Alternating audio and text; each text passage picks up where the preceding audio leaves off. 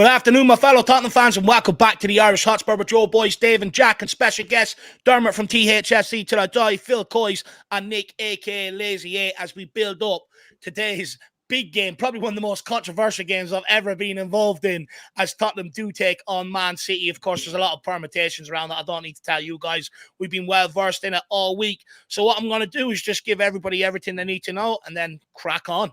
Let's get into it. Of course, the game is being played at the greatest stadium in world football, the best purposely built coliseum for football, and that is the Tottenham Hotspur Stadium. Kickoff is at 8 p.m. tonight. Referee is Chris Kavanagh. VAR room is Michael Salisbury. Don't actually care about them today. On TV, you can watch it on Sky Sports in the UK and NBC Sports in the USA. Injury list, of course, Adoji's still out. Basuma is out now with a knee injury. Richarlison out with a calf strain. Sessegnon, Forrester, Werner, Solomon, and Davies. And Ake is a doubt for Man City facing a late fitness test, and Grealish with his illness. But look, it's a very controversial one. Many Spurs fans split on what they want to happen today. But before we sort of get into that, I'll go around, ask everybody how they are, and then I want to talk a little bit about Arsenal's ultras embarrassing moments last night. But Jack, how are you keeping, my man? Doing okay, Dave. Yeah, this is one of the weirdest games that I think you and I have ever done together. I'm curious how this will go. The watch along will be strange. This will be strange. You'd think that this would be more of a funny kind of, subject than it be so kind of clearly divisive. It seems so split and so hot between, either camps of, whether they feel, strongly about it or not. It just seems to be very split right now. I'm going to enjoy it. And we'll see how this outcome goes. And good to have Nick back on. Good to have Phil back on. We don't get to see them as often on the channel. Nick, what's your opinion of Blue Moon as a beer? I'm not really the biggest fan. A little slice of orange, man. It's a lovely thing, man. I don't mind it right now. Gross. Today, this is about as Blue Moon as I could find in my wardrobe right now. So I'm gonna have to. I'm gonna have you to might have an idea of where I'm leaning at the moment. You guys are absolutely shameless. Absolutely shameless. Of course, I did have the pleasure of joining Nick for the North London Derby. Good day out, despite the result. Did that happen? I'm trying to block that out, that time period, man.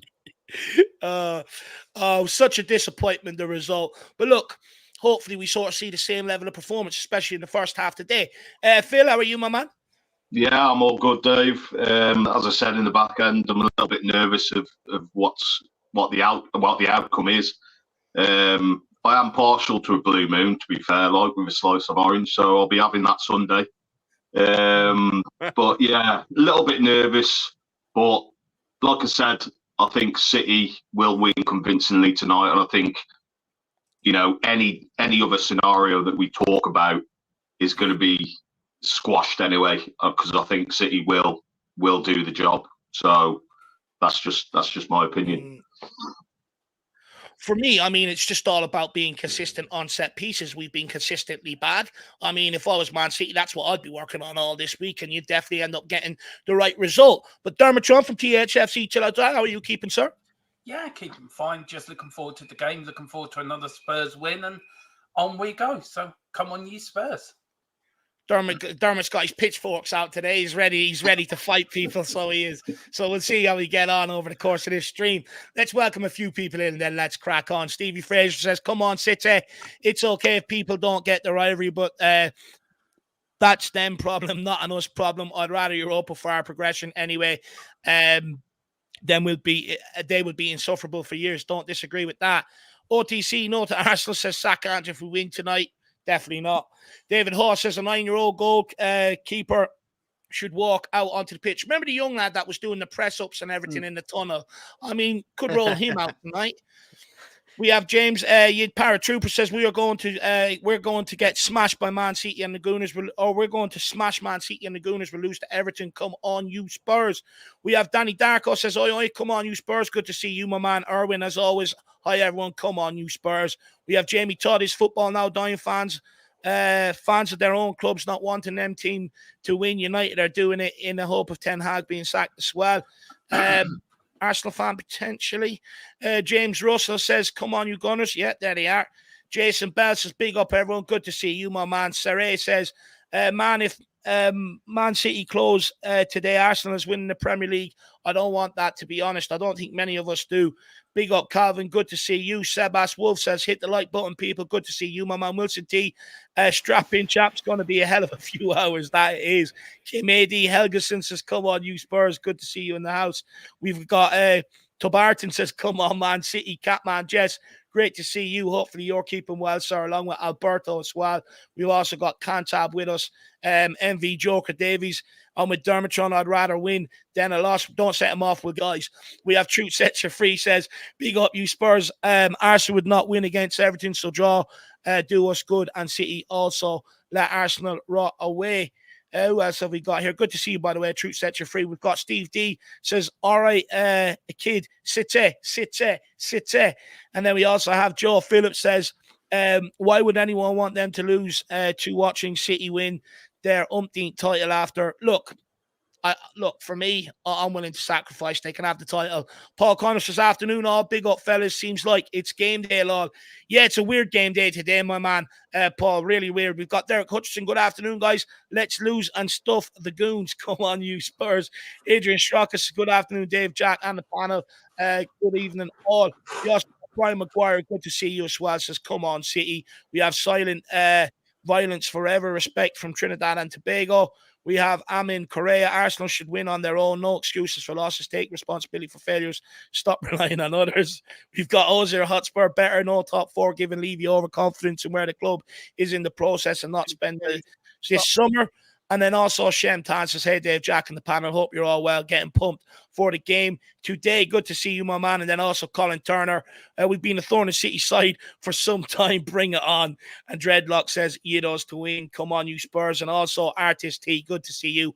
I'm with Ange Dermatron on this. Don't get me wrong. I hate to scum too, but I want to finish this season strong and on top of possibly getting top four. Well, look, there's a lot of sort of debate around it, so we'll wait and see, where people fall. But look, I do want to start with Arsenal's Ultras antics last night. So last night, some Arsenal Ultras set off fireworks outside a hotel in North London where they thought Man City players were staying. It turns out there's only a handful of Man City staff that was staying there, and the City squad will actually travel up today. The Arsenal Ultras plan was to try and keep Man City players up all night. I mean, look, we'll start with you on this one, Jack. How dumb and desperate do they look today now? I mean, we always knew they weren't the brightest of the fan bases, I think, in the Premier League, the Arsenal fans. And then it looks like maybe this, threesome or this sort of pair of guys aren't really the brightest, I guess, guns in the Arsenal sort of woodshed, either, it looks like. But I don't know, Dave. I mean, it's also like a late kickoff, too. Like, how much sleep are they really going to be, losing with that as well? I think you got to be doing it for a sustained period, kind of Marseille style as well, or kind of a bit of an Italian style where you're taking shifts, guys kind of, moving in and out, throughout the night, blowing them off. And then probably the last and maybe most important thing is maybe make sure that that's actually where they're staying, in a hotel, and that's actually where you're supposed to be setting them off in the first place. Just a few words of advice for maybe next time that they try to do that. They look absolutely desperate today, and all they've done is just pissed everybody off, so fair play to them on that one. But look, we'll go to you on this one, Phil. I mean, how weird of a situation is it to be in today as a football fan? Yeah, I don't think I've ever recalled a day like this. I don't know if this has happened before on the second, the last, well, pretty much the last game of the season.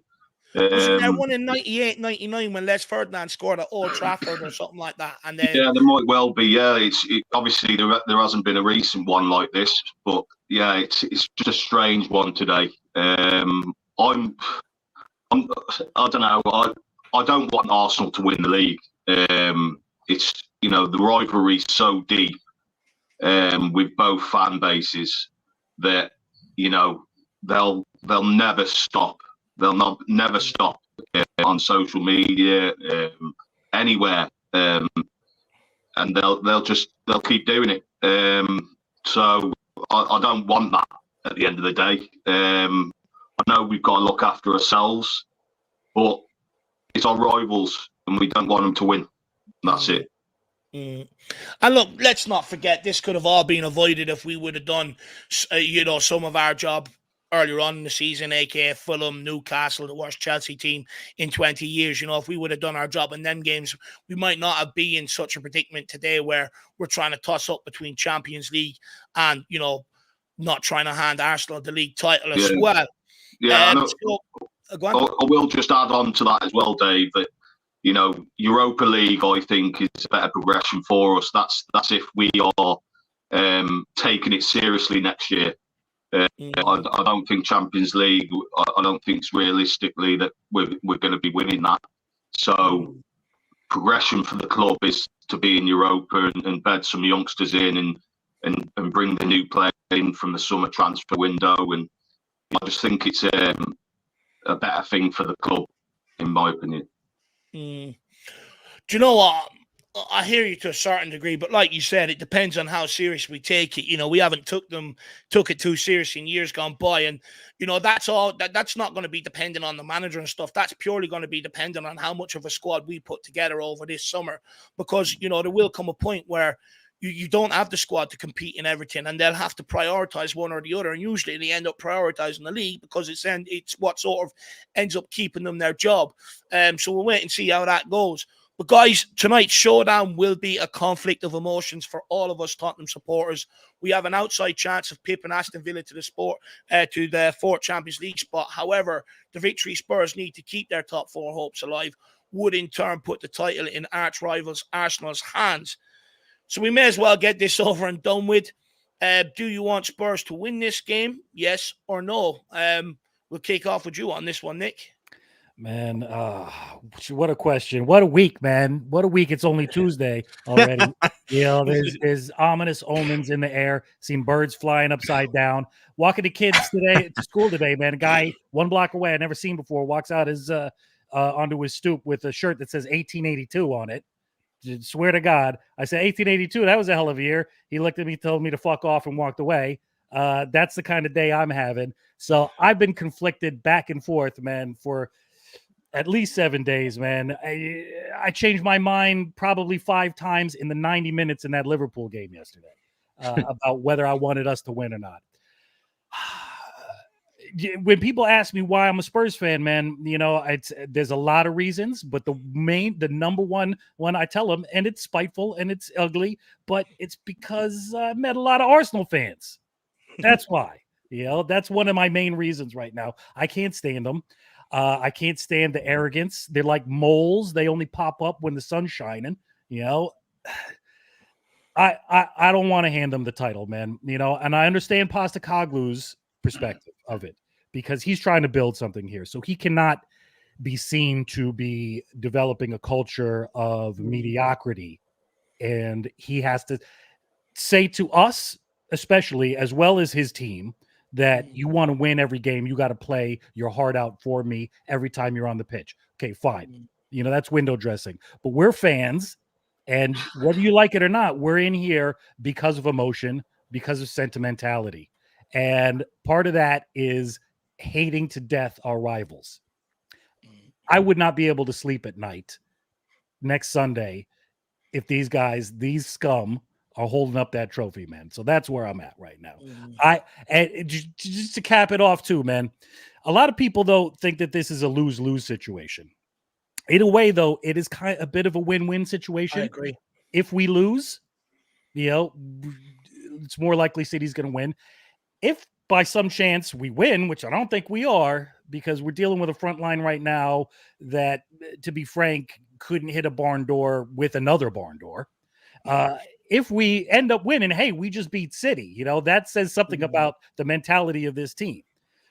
So I'm still conflicted, man. But I got to say, I'm hoping for a very brave loss today. Well, look, I think you're summing up, I would say a good 70% to the Spurs fan base feelings on that today. Look, the way I see it is, if we really cared about Champions League football, the way Postecoglou has come out and professed in the press conference, the way Kulu and Madison have expressed it, they would have turned up against Arsenal earlier on in the season. They would have turned up against Newcastle, Fulham. They would have got over the line against Wolves and in some other games. So don't all of a sudden come out and pretend now. However, what I would say is, they could never come out and say, oh, yeah, we're going to roll over because, we'd be investigated for corruption and stuff like that. So they have to be professional and come out and say what they say. But look, season's over. Even if we win today, there's still no guarantee of getting Champions League football. It gives you a slither of hope. And don't get me wrong, I usually cling on to that. But the thought of Arsenal winning the title is worse, to be brutally honest. And, you lose to Man City, you don't get Champions League. You sort of feel that pain for, a day or two, and then you get on with it. You hand Arsenal that league title, you're going to hear about it for the next decade. You're potentially kicking off a dynasty over there, which you don't want to do as well. One trophy usually is followed by more. So we don't want to give them that leg up as well. And I also think, if we do hand it to them, I think it puts a lot more pressure on any manager, any player that comes in this door as well, because Spurs fans will want even more immediate success than what we already expect out of these guys and stuff like that. But if I can't have a joy out of a season, I definitely don't want them to have any joy. So, look, I'm not going to sit here and pray and wish for Tottenham's downfall. If we win today, I'll be sitting there, hoping we can get Champions League, and I'll sit there and I'll celebrate it to a degree. Don't get me wrong. I'm not going to sit there and cheer any goals that Man City scored today, but am I going to be as angry or as disappointed as I usually am in games where it actually mattered, where teams were actually on the line?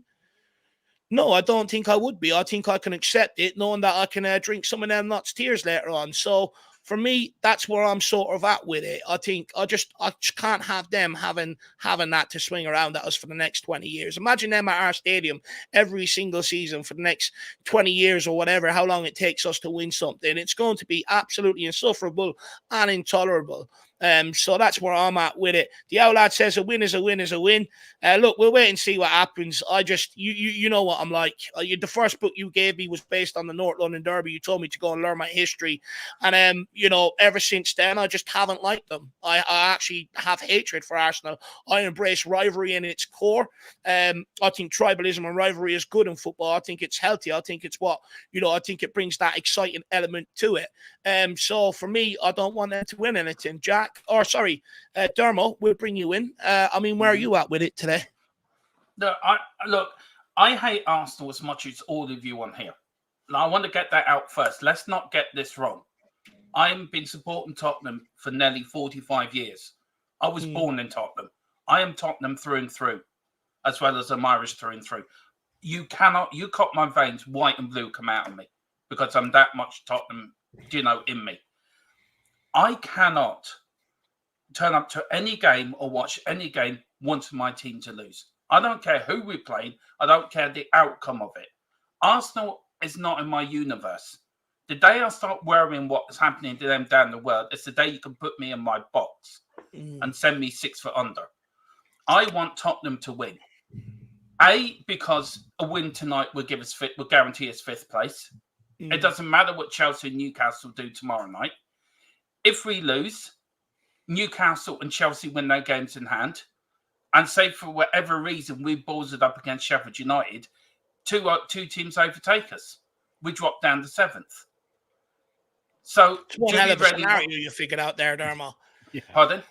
It's one hell of a scenario you figured out there. Well, look, it can happen. Football is football, and football is a funny game. I want my team to win tonight. It is a difficult one for me because, as the rest of you say, we don't want Arsenal winning. I get that. 45 years I've been following this club. I get what the rivalry is. I've been there in 89 when Arsenal won the league. That was bad for me going to school. 91 when they won the league. That was hell for me. That was hell for me. When they won the league twice on our ground, 1971 and 2004. Now, I wasn't there for 71, but 2004 was. Do you think I want to see that again? No. But I want tonight these players to go out and end the season with a bit of pride. They've let us down an awful lot this season. So go out there and show us what you're made of. I'm behind Ange all the way in this. I want us to win. And who knows, Everton can do us a favour and beat Arsenal on Sunday anyway. But who knows? But I want us to win tonight. I'm not getting behind this. I want Arsenal to win and I'm selling you my ticket. There you go, Mr. Arsenal fan. There you go, Mr. Man City fan. Fuck that. I'm Spurs through and through. I back my team, good and bad. I want Spurs to win. Come on, you Spurs. Jack, you've a tough act to follow there, Jack. I mean, what's your feelings on today's game?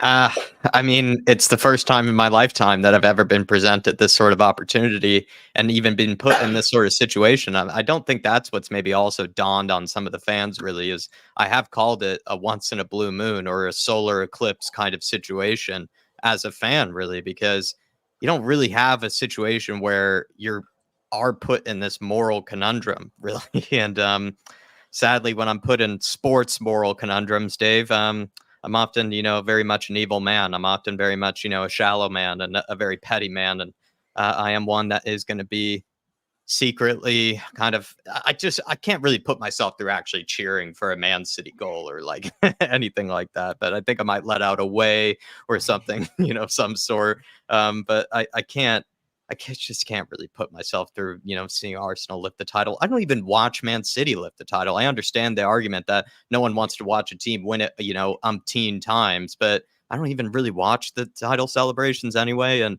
I definitely will be very frustrated to have watched Arsenal lift the title. I don't really watch anybody really lift it other than ourselves, but definitely would never want to watch them lift it. So that's kind of simple for me at the end of the day. And it feels like it's a petty way to look at sports. It's a petty way to look at, maybe your team. Perhaps it is. I think maybe plenty of people like Dermotron are better men than me, but I simply can't really fathom, putting myself really through that, for the sake of winning one game and the sake of just sort of pride and that sort of kind of stuff. It just doesn't really cut that deep for me. I think I just kind of do want to just be a bit more of a shallow person and just see Arsenal crumble. And I agree with your point as well. Like if they do end up winning a trophy, does that mean they'll end up winning even more? If they bottle it this time again, a trophyless season, weirdly for them, despite how impressive their season has been, could that mean a slight insecurity or a slight maybe questioning of the whole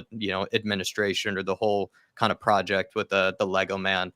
And also as well, like even that guy in general, I could never see that guy lift a title. I don't like the Lego head. I really don't like most of that team really in general. I just really can't put myself through it, Dave. I put plenty of other reasons to the members as well, starting to kind of forget them. But yeah, those are kind of some of my opening arguments on it. It's just really not something I want to exactly put myself through. Phil, if I can interject real quick, man, real quick, just for the sake of a handful of people in the chat or out there in general that may have the scenario a little bit twisted. The 5 people on this panel right now are not taking the field today. We're fans. We have our own agendas. We have our own opinions. All right. Hey, we may want them to win. We may not, but and I'm sure the other 4 people with me here fully expect our team to go out there and play to win. They're professional football players. They have a coach who has a drive to win, and that's what we expect of them. Now, if we happen to lose or bulk it up, am I going to be crying into my beer? Hell no. Hell no. There's going to be a little bit of schadenfreude in me that's a bit happy about it, but that's not how I want my team to play at all. So just don't get it twisted that we think somebody's going to throw a match. It's never going to happen. That doesn't happen. I'm sorry, Phil. Continue, please.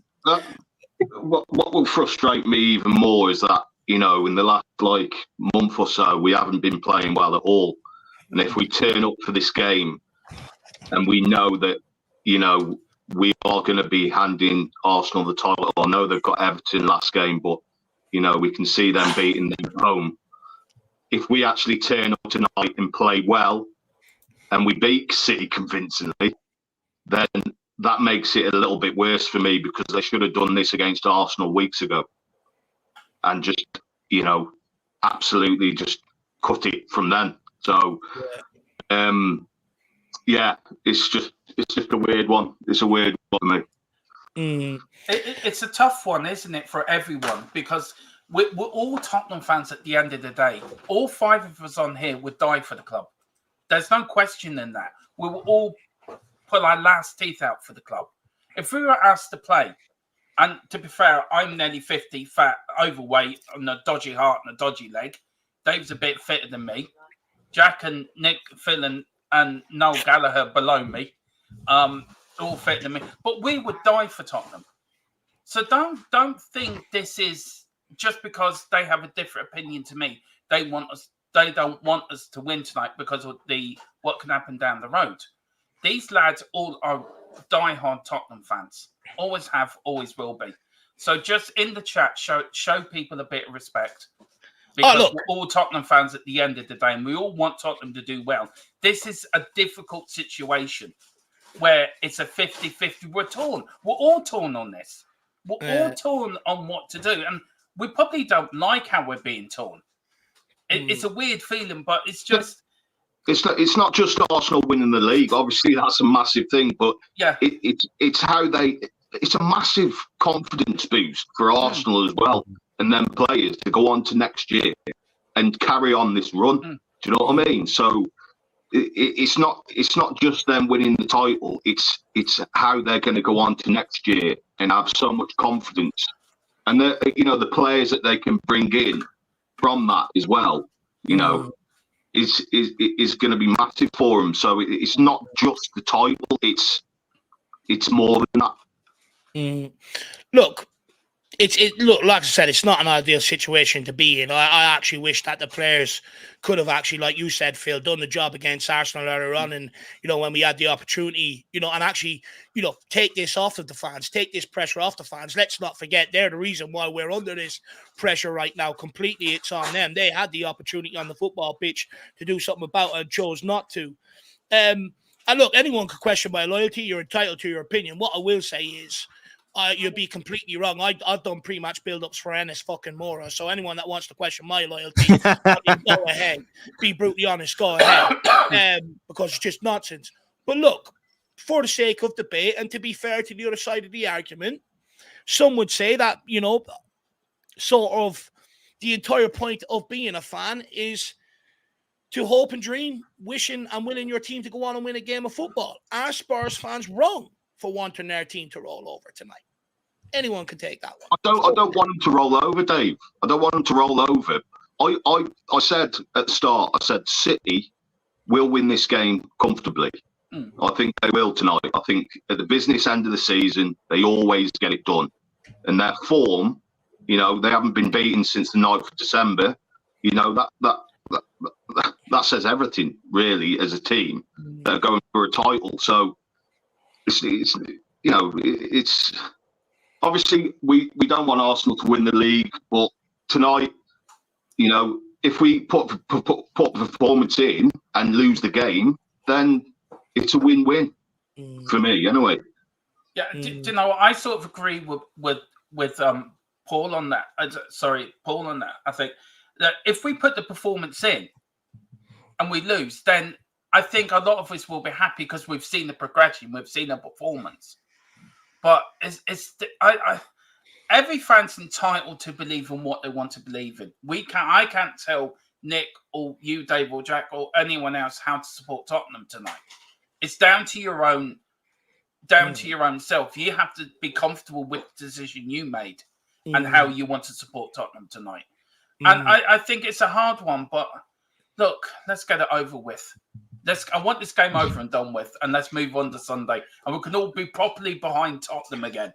I agree. I sort of see what he's saying in the press conference about, he wants to build a winning mentality at this club. Yeah. Do you know what I mean? And beating City is a confidence boost. And if we go towards the end of the season, we're unbeaten, in the last 3 games, that's good for going into next season. I get that, but a one-off game, where this is going to be forgot about in the next couple of days, like Dave said.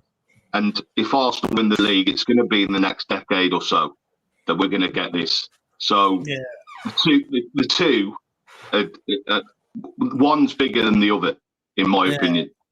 Yeah. Oh, well, look, let's take this super chat here from Moondog. He says, evening, lads, don't want the scum winning anything. He also says, supporting for 56 years, want to win, but I'm torn.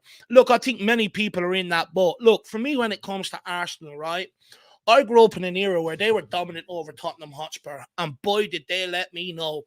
Anytime I met an Arsenal fan, as soon as you tell them you're a Tottenham fan, the conversation changes. They just start, dogging you, sort of, laughing at you and stuff like that, almost demean you, because you're a Tottenham fan. And I don't forget them things. I don't forget how we were treated at our own place there by them Arsenal fans and the Arsenal players on the pitch, just at the North London derby I attended. I don't forget these things, and I'm sorry. But if there is a chance I can upset them and ruin, some success, because they've had a lot in my lifetime, I will take that opportunity. Look, I don't like being in this situation, but unfortunately, my lifetime of supporting Tottenham Hotspur, we haven't won things. The Worthington Cup is the last thing I remember that for Tottenham winning. That's one of the only things that I was really of age to really sort of understand and celebrate in my lifetime. All that time, we've been way off it, and Arsenal have been absolutely dominant, and they've let me know about it ever since. Every Arsenal fan I come across, and there's only so much of the shit I can take before I want to get paid, before I want revenge. And it's sad that I have to take revenge this way. I'd much rather take revenge going on, winning the Premier League title ourselves and stuff like that. But unfortunately, that's out of my control. So, what is it? So, I just don't want them winning anything just purely because of the pain they've put on me my whole lifetime.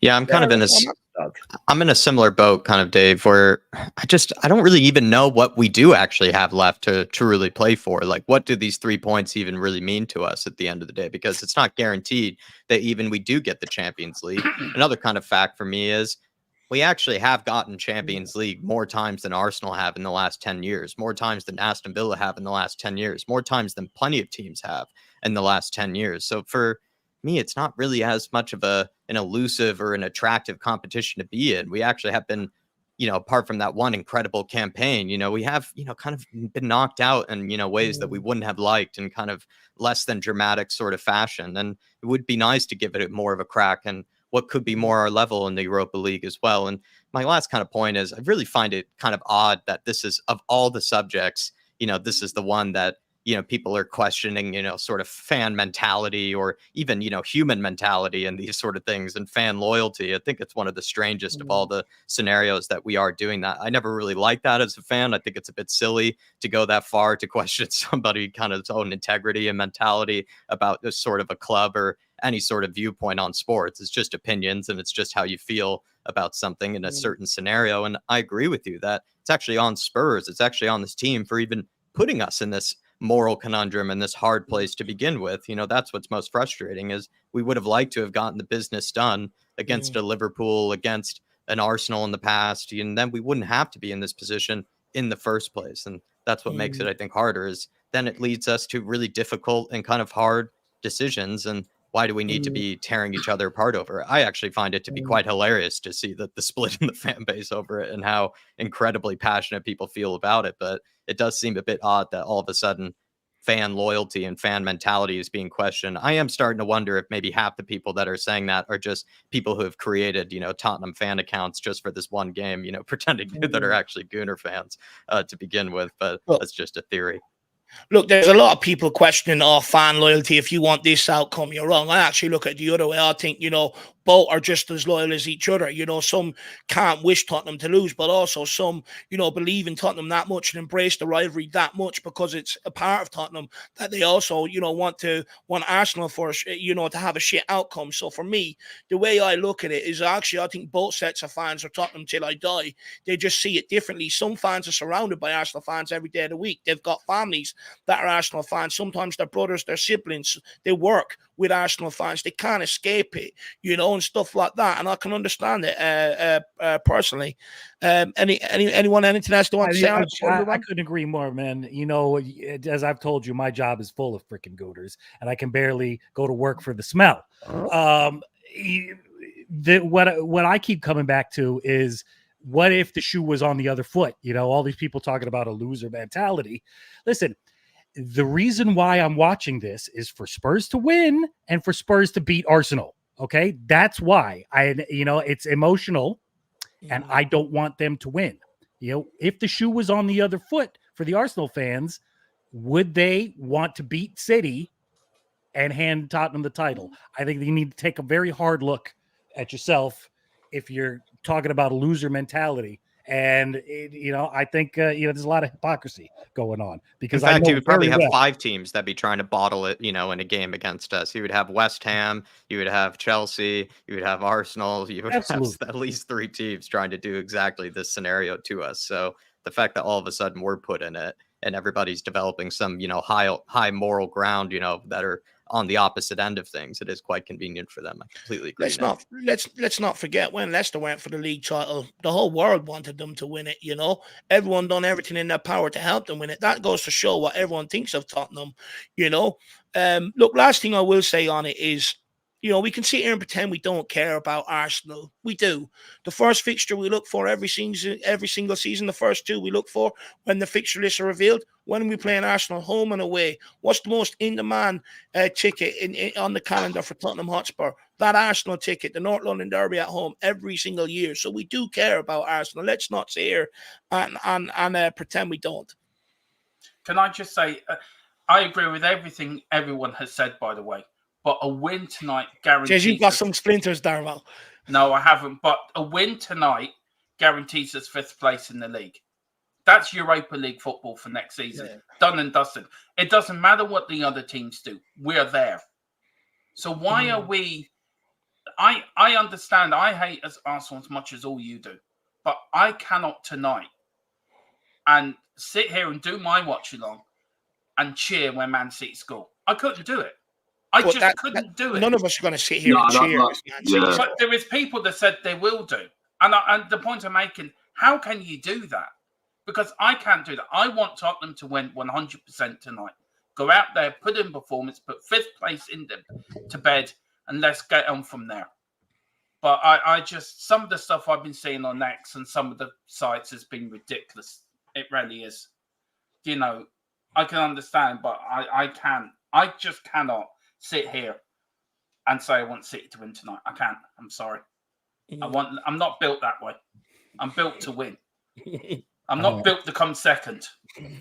Yeah, how's this for a bit of irony, man? I don't know if everybody's checking their email, but I just got my One Hotspur membership renewal warning in the email. That's how you know there is a God with a sense of humor out there. Yeah. Do you know what? They could got mine this morning as well at the same time.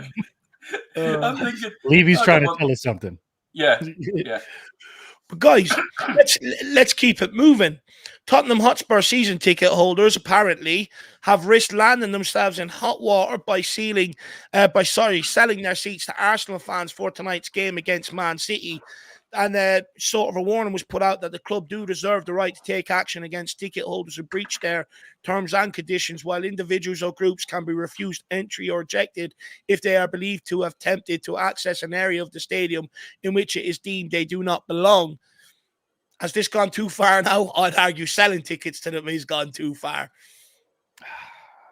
Listen, it's your ticket. You can do with it what you want, really, man. And it's how are they even going to enforce that, really, in a realistic sense? If they're all grouped together and they're all singing Arsenal songs, are you just going to eject the whole thing? I mean, that's highly unlikely. I don't know. It seems a bit nonsensical to me. Well, don't they have to have like a membership anyway? Or a CRN number. Yeah, but there are ways around that. You do. There is. Yeah. Yeah, screenshot with your phone and all that kind of stuff. It's gone too far, Mike. That's going too far. Yeah. That's going. Are they checking everybody? Lift up your shirt if you got a cannon tattoo on there. You can't come in. I mean, the only person that's probably being made happy in this situation is probably Daniel Levy then, because it's, all the tickets were already bought in the first place. And we're probably really a highly anticipated game, you would think, originally for a lot of Spurs fans. And then now a lot of them might be turning it back in. And then they're being rebought by other non-Spurs fans in this situation. And then, as always, away fans, they do tend to enjoy the bottomless or beer, we're filling up from the bottom sort of thing. They like the sausage rolls, and the only person benefiting in this situation is probably Daniel Levy, really, of it all. So good for him. Mia W is practicing her blue moon, but I mean, kind of my sort of quick thoughts on this as well, guys, is what do you actually expect the fans in the stadium that are Spurs fans to really be doing? Are they going to be creating an atmosphere of any kind? Will they be sort of giving ironic cheers, when a goal goes in for Man City? How do you actually, if you were to make a guess of how the fans will be reacting, how do you see it going? Anybody have a stab? I think it'll be like an atmosphere, like an exhibition match, to be honest with you. I don't think there'll be an atmosphere like there has been in the last couple of games. I think it'll be a somber atmosphere, if I'm honest. It'll be quieter than usual. I don't see the fans cheering for City goals if they go in. I don't see that happening. We ain't that low. In my opinion, I think that's low. But yeah, I think majority of the fans want us to put in a performance, and if we lose, we lose. But I don't think the players are unprofessional enough to just roll over and let City win the game anyway. I don't think that's going to happen. I don't think Ange will never let that happen at this club. So I think we will put in a performance tonight. We will try and win the game. And I believe City will comfortably win anyway, regardless of whether we will try and win the game. So that's the better outcome for me if we actually put in a performance and lose the game. Look, personally, I don't see too many fans, if any fans, celebrating whatsoever. Will there be the outrage that there has been after previous losses to Newcastle, Chelsea, Arsenal, Liverpool? No, I don't think so. I think many Spurs fans will secretly sit there and have their dinner at 11:30 tonight going, okay, I sort of don't mind that, with a cheeky little grin on their face. Because to be honest with you, if we do roll over tonight, or not if we roll over, if we do lose tonight, I'll turn it into a winning scenario anyway, because I'll tweet Arsenal and I'll say that point we took off you at the Emirates is the reason why you didn't win the league. So I'll flip it on them and I'll have some joy with it. But look, if we win tonight, equally, I'll be all out gunning for Champions League football on Sunday against Sheffield United. So, let's wait and see what happens. But guys, just quickly, because I know a lot of Arsenal fans have created count. A lot of them have pretended to be Spurs fans. They were all once hating on Ange Postecoglou. Many rival fans actually calling out Postecoglou's tactics, his high line, saying how shit Spurs are, typical Tottenham, Spurs, etc. Now, all of a sudden, they all love Tottenham. They want Tottenham to win. Ange's a great guy, everything else. I mean, if the shoe was on the other foot or the script was the other way around, how do you think Arsenal fans would be behaving right now? Because they seem to have a lot to say about us. Yeah. Well, I'll go on this one. I think their behaviour really towards us is a bit hypocritical, if I'm honest with you. They're putting our emblem in their emblem that I've seen, and just having pray-alongs on certain Arsenal channels, which is absolutely ridiculous. Do you know what I mean? So I think their behaviour is worse than some of the Spurs fan bases, to be honest with you. And I think it is hypocritical in my eyes. Anyone else want to have a say on that now, Dermo? They're not fans. They're idiots. That's what they are. I mean, imagine doing a play along. Seriously, they're little children that want to be put into the corner and just stay there because they've been naughty. Phil is right. It's hypocritical. It is hypocritical. I find that hilarious because they're all sitting there saying, "Oh, you should always want your team to win." And then I'm pulling up clips of them in the Europa League final, and they were asked, if Tottenham, if it meant you lost the Europa League, for Tottenham to lose the Champions League, would you take it? And they all said yes. So, I already know how they're going to behave because I already have proof in the pudding on how they're going to behave. So, to them Arsenal fans, you're absolutely disgraceful. I can see what narrative you're trying to twist. And like I said, I'll be there at the end of the season with my crying emojis. But look, guys, I want to sort of, actually quickly, the two guys on Talk Sport that they clipped up earlier on was hilarious when fans were talking about gout and everything, Jacko. No, the song. Yeah, I need to memorize that song. That was incredible. Arteta's crying in his bed. His title deeds are dead, and he's got a Lego head. We'll let him Pep win instead. What an absolute legend of his first win. Really. If anyone hasn't checked it out, please do go and check it out. He had me rolling around laughing this morning. It was absolutely brilliant. But guys, I want to get on to a bit how Postecoglou might be perceived. And this is the last question I sort of have on that, and we'll move off from this topic. But if Spurs do take points from City, Postecoglou will potentially always be the manager who handed Arsenal their first title in 20 years on a silver plate, and maybe even kickstart the dynasty for Mikel Arteta. If this did happen, would Spurs fans ever forgive Ange Postecoglou? And would he sort of inadvertently be putting more pressure on himself going forward? I'll start up on that one, man. You know what?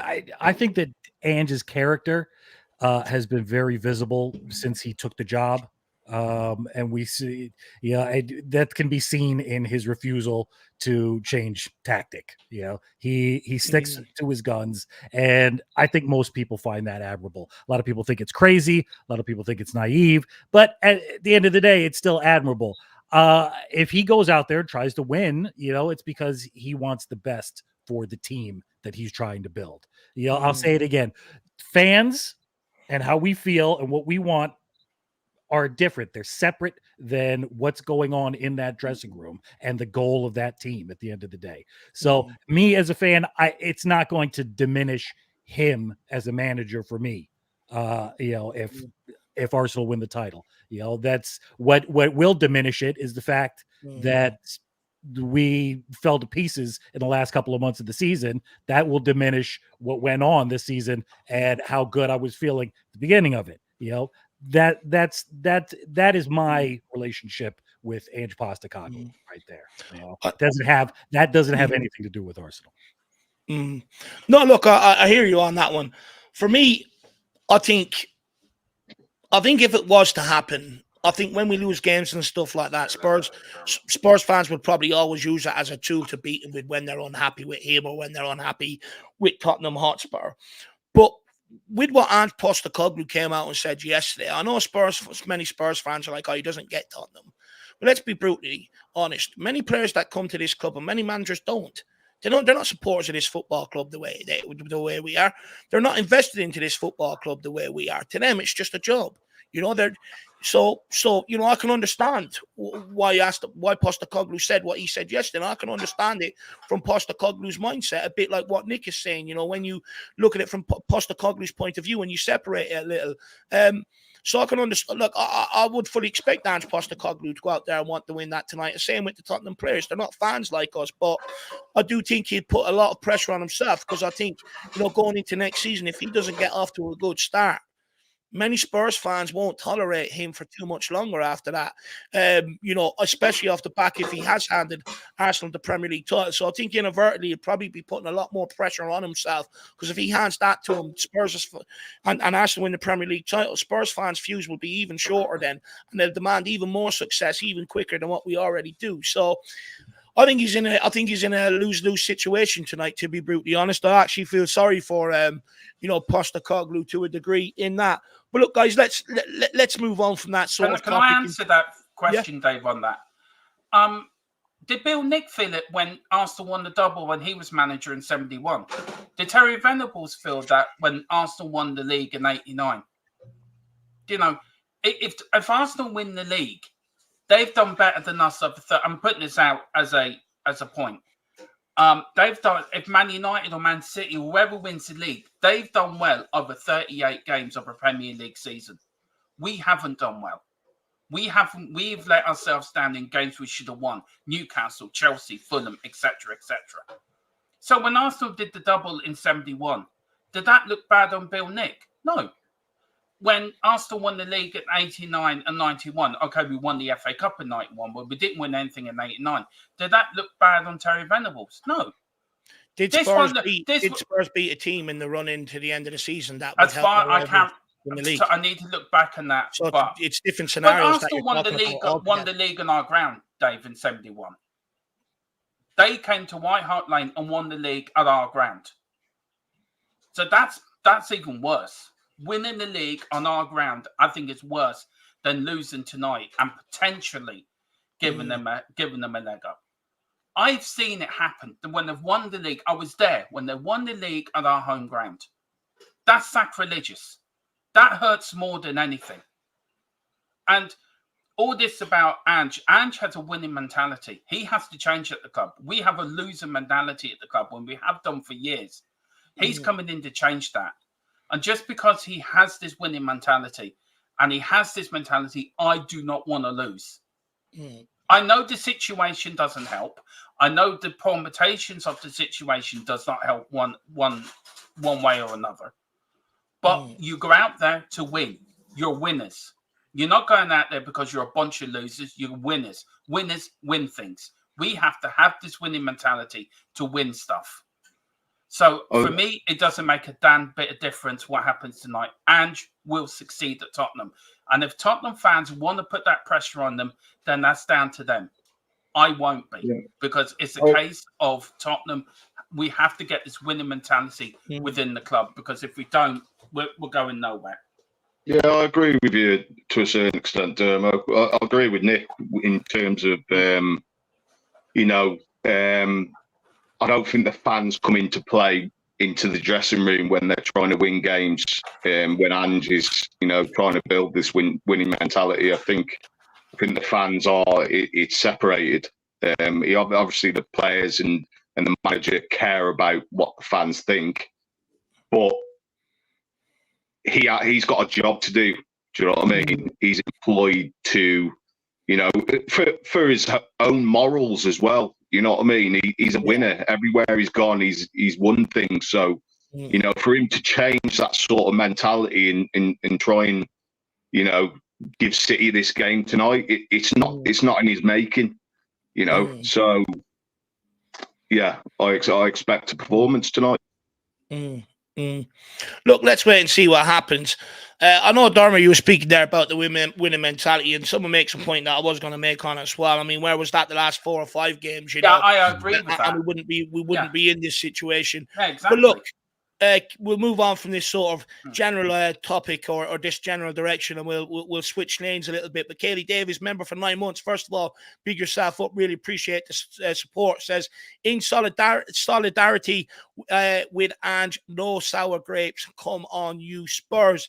Look, I would like to think many Spurs fans would be like that, but I just fear, if Ange, if we do win tonight and it sort of is handed to Arsenal on a silver platter by us, I just wonder what the general reaction will be across all of social media and stuff like that. So let's wait and see, Kelly. But look, for me, like I said, I can understand where Ange is coming from. I don't expect him to be like fans and stuff like that. So let's wait and see what happens. But Jack, we'll start with you on this one, my man. Postecoglou has now picked up more points in his first season than Jurgen Klopp and Arteta did at Liverpool and Arsenal in their first campaign. Can Ange Postecoglou go on to bring the level of success that maybe Klopp did to Liverpool, or even, do what Arteta's done with Arsenal and sort of put us in the right trajectory and put us in the mix? Do you believe Ange has the capabilities? I think Ange, first of all, which is what Spurs fans had asked first, and this is what needs to be, we're very quick and very happy to just say, I just want to go back to a style of play and a philosophy that I can be proud of, that I can be entertained by, that I can at least feel like I'm getting my money's worth, all that sort of thing. And Ange, I think, has shown the bare bones and the evidence this season that he can deliver that. What he is missing, I think, is an actual quality and an actual class front three that can work together in a fluid sort of way. I think what he is missing is any sort of cohesiveness, any sort of competency on a consistent basis from his front three. He's had a really solid defense, an incredible transformation there. I think he does have good midfielders to work with. We can improve in that department, of course, but what we have been missing this season has been really good front players, and that's what he needs. He plays an entertaining, attacking style of brand of football where you are going to score a lot of goals, and I don't think we have the best possible players to really help him do that and scoring a ton of goals. And that's what he'll need, I think, for this summer. And then we'll be far more satisfied with the product. But first of all, Dave, I think what he was asked to do by Spurs fans was transform, this club away from what Conte, away from what Jose were doing with their sort of styles of play. And I think he's successfully shown the fruits of that. Can he then deliver trophies on top of that?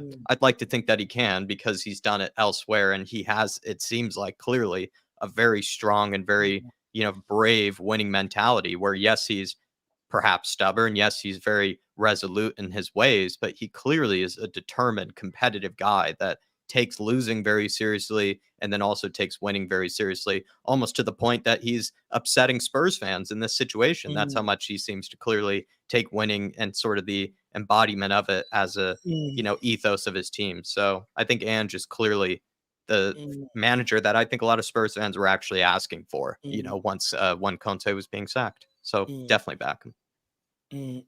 No, I think you made so. I actually think you laid that out pretty well. We were asking for a manager to change the style of play, the philosophy, sort of get fans back on board and stuff like that. I think the start we got off to the season sort of maybe put extra pressure, extra expectations on Ange. And that's why maybe you're hearing a lot of moans and groans about him towards the end of the season. But Dermot, there are a lot of people out there that say, look, his tactics are suicidal. It doesn't matter what sort of players you give him. It's never going to work. Yeah, but we wanted that, though, didn't we? What did we have under Conte and Jose and Nuno? Boring football that would put you to sleep. We were all there for the AC Milan match when we went out the Champions League. Me and Philip Brady left that game that night disillusioned. Do we want some, really disillusioned? Ange's brought that pride back, that belief that today is to do, the Tottenham way of playing. And Ange will get it right. Ange will get it right in the summer. He's going to be backed in the summer with proper money, with proper players coming in. There is. I've heard two things on one Premier League striker we're after if we get into the Champions League, and there's another European striker after if we get into the Europa League. He's going to be back with a proper number 9. He's going to be back with the players he wants. Tottenham are going to have a busy summer with incomings and outcomes. We need to give Ange a chance, and Ange will get it right. Jack is right. He was brought in to give us the football we want. I love the football. I love the way Ange plays. It's the Tottenham way. If you can all remember the Aussie idealist days, you could end up winning 5-4, losing 6-4, but it's the way we are an attacking side, and I back him all the way. Ange will succeed at Tottenham. So, yeah, I back him. Okay. Nick Artist T says Lego Man was hired mid-trade through the season and had way more deadwood, and he still won the FA Cup. It was also his first managerial job, and I suppose he's making that point, about compared to Postecoglou and the way he's handled his first season. Yeah, he's got a point there, man. But you know what?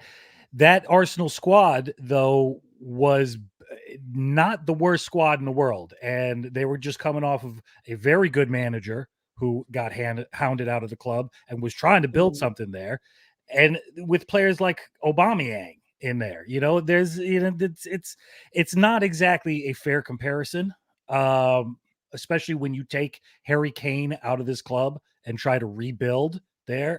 I think the majority of punditry and fans out there didn't think it was going to be an easy job. I don't want to get back into the cup debacle, particularly the Carabao Cup, because I think we've been over that a lot. I don't think it's exactly. I see the comparison being made, but I don't think it's a fair one at all. In terms of what in terms of the work that Arteta had to do compared to the work that Postecoglou has to do right now.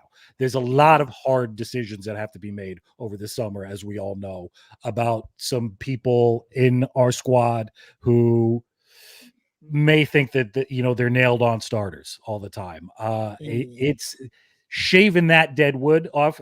I hate that term, deadwood, but culling the people that aren't performing right now is going to be a very, very difficult job. And I would even say that, he won the FA Cup, but that's a bit of an outlier. I think that if I recall, during that season, they got lucky many times. He inherited Emery's team. Yeah. And also, you know, he didn't go through the, you know, a full roster of the FA Cup. It was, you know, 2 games that he managed. So, you know, I'm not giving him full credit of what he did. You know, in winning that FA Cup. In honesty, I think Emery takes more credit than anything. Yeah, 100%. That was Emery's team, you know, and they were on the trajectory that Emery built. And where did Arteta finish with that team that season and the season after that? You know, you got to look at that. One more thing I'd also add to that is, let's not forget, you know, the Arsenal board were a lot more gung-ho and a lot more willing to get rid of, you know, the deadwood and back them with that project. At Tottenham Hotspur, we don't tend to do that a lot of times with managers. We tend to, you know, do it to a certain degree. Okay, you haven't done enough, we'll move on to the next guy and stuff like that, you know. Also, let's not forget, I think, when Postecoglou walked in here, we were out of Europe. It was a lot more toxic. You know, the style of football had to change completely. It was drastically needed to change and stuff like that. And I think with managers at Tottenham, it's always going to take that little bit longer to accelerate themselves into a successful position because of the way we operate. But saying that, Arteta finished 8th and 5th, I think, before he ended up getting into title challenges and stuff like that. So, you know, Postecoglou, I would say, has fared better at Tottenham Hotspur in terms of what he's been able to do this season compared to where we were, and everything else, like the style of football that needed to be changed from defensive to attacking. We've lost the best striker in world football. We had a change in goalkeeper in the first time in a decade, a whole new back line. You know, Postecoglou had a lot of pieces to put together. We didn't get off to a great start in pre-season either. And you know, he tells the board what players he wants to get rid of, but if the board don't get a value that they deem acceptable, they loan them out, and they just keep creating a problem, and it hinders then how far the manager can go on bringing in players, because with players we're loaning out, not all their wages are being covered, which is staying on our wage bill, which means, you know, we don't get all the players that we need, and it makes it a slower process altogether. So I think Postecoglou, all in all, has actually done a very sort of fine job this season. Don't get me wrong, I'm not happy with how the end of the campaign you know, has sort of fizzled out, but that's been the same every single season, and we can't just keep doing the same thing, which was reverting to getting a manager sacked, bringing in another one, and then going a new project again and talking about all the players that we need and then getting fed up and selling them. At some point, we've got to give the time to build it. You look at what Klopp done at Liverpool. Again, they backed him through hard times, and look at the success he brought. Same to Arteta degree. He's now got Arsenal in the mix, and I think this is what we need to do, is just show you know, Postecoglou a bit of patience. When you actually look at the style of play and stuff, he's actually brought what a lot of Tottenham fans want, but he hasn't been helped by us, you know, selling Harry Kane, the best playmaker and the best goal scorer in the team.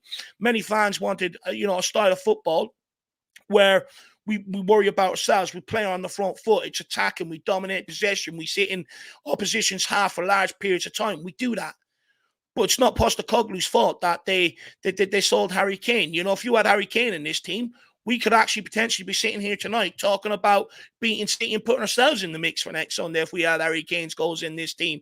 I just think the board got it wrong. When we had Conte and Nuno, they told them they could work with a shit defence and have a world-class forward line. Now we bring in an attacking manager. We go, you can have a good defence, which is being exposed because we're playing attacking, but also because you've got a shit forward line, the ball keeps coming back on us every single time as well. And we got it wrong underneath him. And this is why I say, stick with him. Give him a proper forward line, and I think you'd be very surprised with what he could deliver at Tottenham Hotspur next season. Will we win something? It's hard to know. Can he put us in the mix? I think so. Given we give him a good transfer window, he's already got some of the squad to his liking and some players, and hopefully we can go and do the rest. Can I just give you my opinion on where I'm at with Ange at this stage?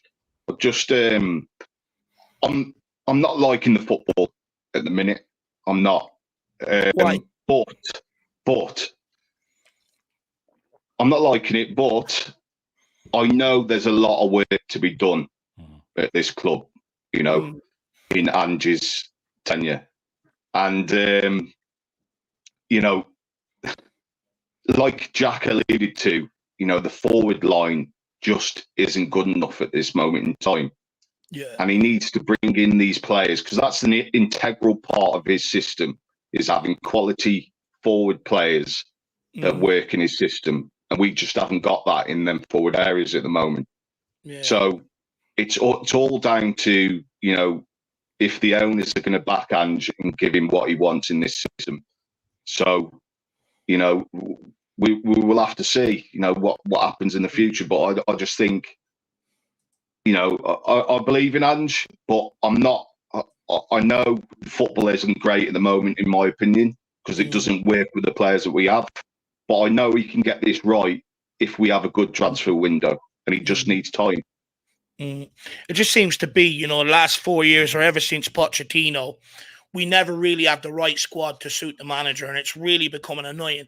But if we've learned anything from the Pochettino era, you give someone time to build it, they'll take you to the mix. You know, they'll get you in the mix. You know, once they create what they're looking to create. We had it with Pochettino not so long ago. If we want to get back to that, I hate asking Spurs fans to show patience, but, you know, because of how unsuccessful we are, but show patience towards the guy in the dugout. You know, and I'm not asking you to show patience towards the owners.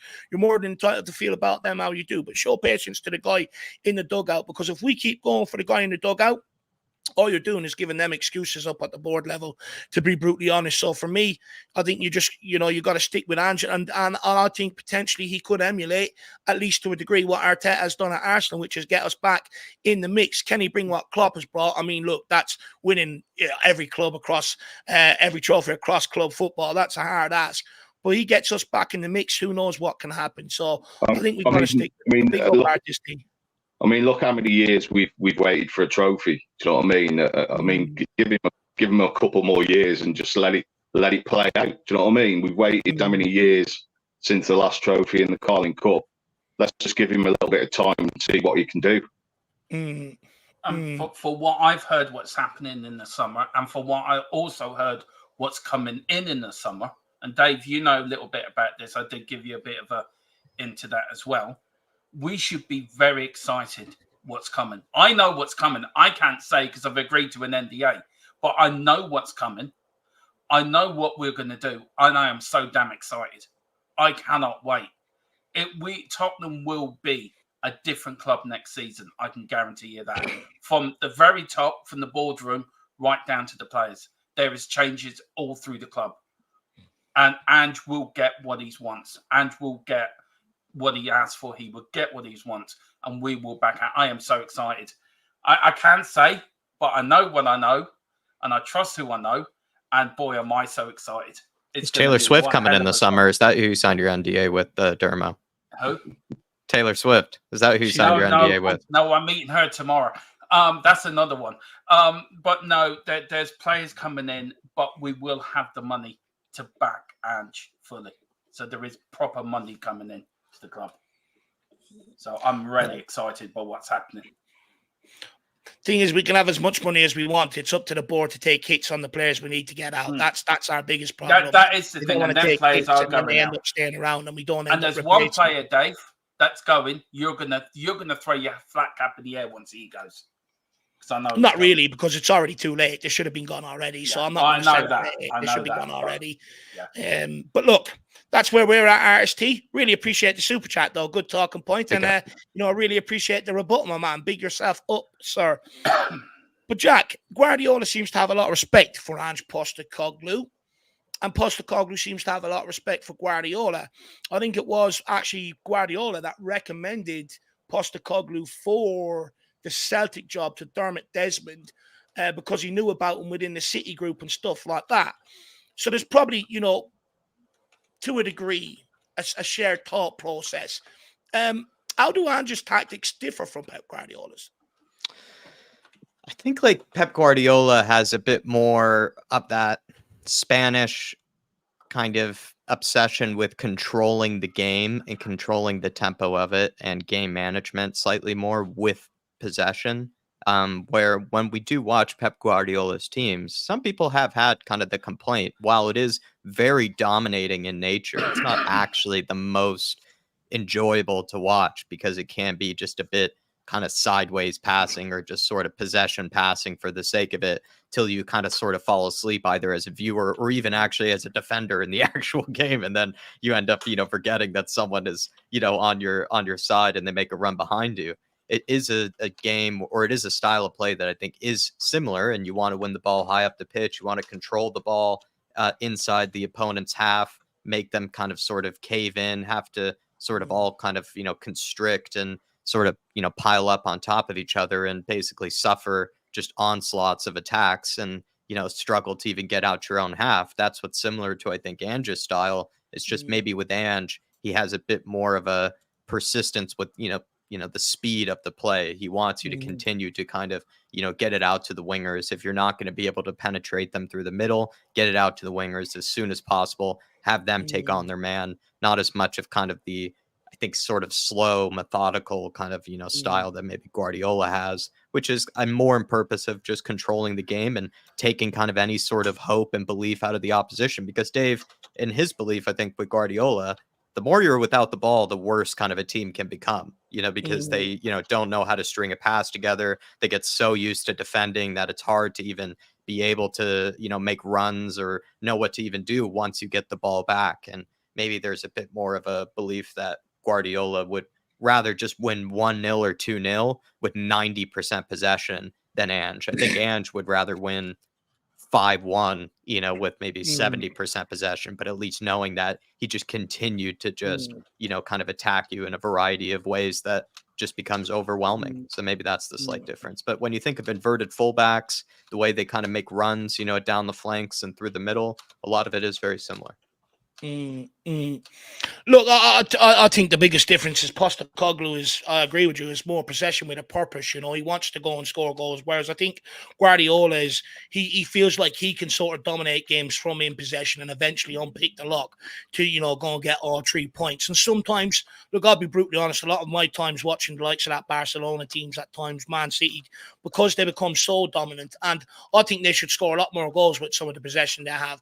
It almost bores you to sleep sometimes. You find yourself falling asleep on the couch watching them and stuff like that. Whereas I think you give Postecoglou the right strikers, I think you will see that possession with a purpose, which is what Postecoglou is all about. Just quickly, Dave. Yeah. Nick accidentally bowed out because I think he needed to pop off and he won't be returning. So everybody do thank Lazy 8, do thank Nick. He was wonderful to have on. The one and only Noel Gallagher, best impersonator there is. But Nick, hopefully he enjoys his Blue Moon brewery tour. That's where he's headed off to. He's had to go and stock up, so he has. Big up, Nick, though. Really appreciate the time, my man, and thank you very much for coming on. I thought you'd be back, but obviously not, my man. But thank you, lad. Really appreciate it. But look, guys, let's get in and talk a little bit maybe about the lineup then tonight. During the second half versus Burnley, Postecoglou took off Skip, brought on Dragusin and moved Van de Ven out to left back. Phil, how do you think Van de Ven got on at left back? And because it is something that many fans wanted to see. Did he play left back? So Van de Ven went over to that side, didn't he? Yeah, that's what I said. When he came on, and then Van de Ven moved out to left back. Yeah. Well, I've been vouching for that for a while now. We should have done that 3 or 4 games ago. And I feel I'm right in saying that. I think Van de Ven is more than comfortable on that left side. He's played there before. I think Dragusin isn't the slowest centre back that we have. I think he has pace. I think he can sort of play this system that Ange wants him to play. So I think playing Skip in the left back role isn't suited to him. He gets caught out. He got caught out against Liverpool, and I just think it's not a great position for him to be in. So I think Van de Ven is the guy to play at left back at the moment. And I think he might just try that tonight again. Do you agree with Postecoglou's kind of reasoning, though, Phil, with like he feels like his career is more important, where he doesn't want to just play him there for the sake of convenience, because he feels like that's a position that will really ask a lot of Van de Ven, and you then might pick up an injury, and the more injuries he picks up, the less, that sort of freakish athleticism that he can, has, is available to us. You don't want to have a Ledley King kind of situation with him where, you start to lose a bit of that edge that he has in sort of the athletic sense. And he seemed to think that if he played him at fullback, there's a greater chance of that happening. What do you think?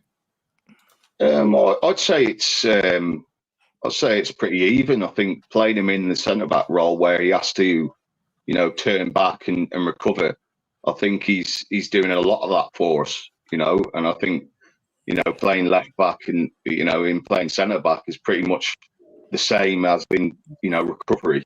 But we need to get replacements for him. Do you know what I mean?